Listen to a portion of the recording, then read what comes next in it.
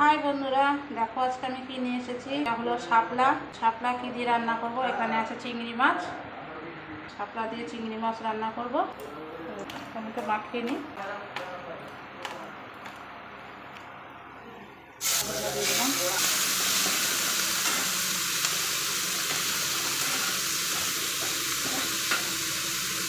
চিংড়ি মাছগুলো ভেজে নিই।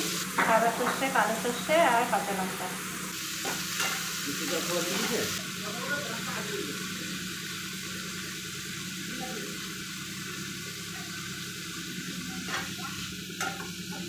একটুখানি লবণ মাখিয়ে রেখেছিলাম। দেখো এগুলো কীরকম নরম হয়ে গেছে।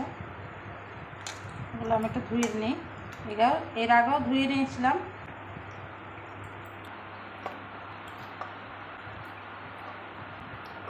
আমি কড়াইতে তেল দিয়ে দেবো। কালো জিরে দিয়ে দিলাম। এবার আমি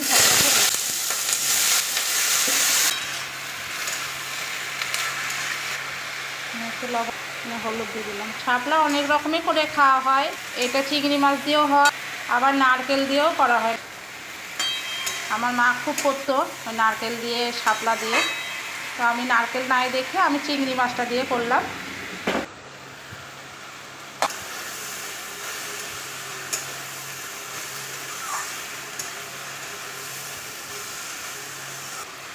আমি সরষে বাটাটা দিয়ে দিলাম।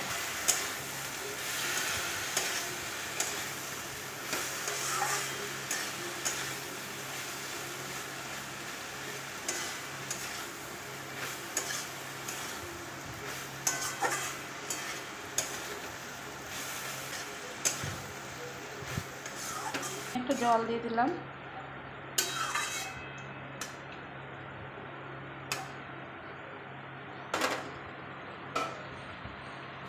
আমি চিংড়ি মাছগুলো দিয়ে দিলাম।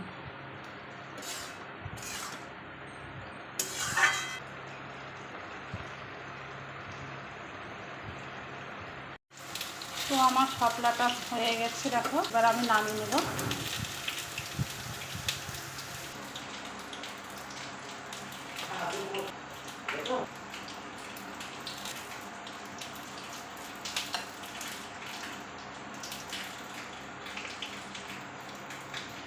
তো আমার দেখো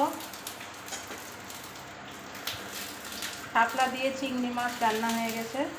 তো আমার ভিডিওটা কেমন লাগলো সবাই অবশ্যই বলবে।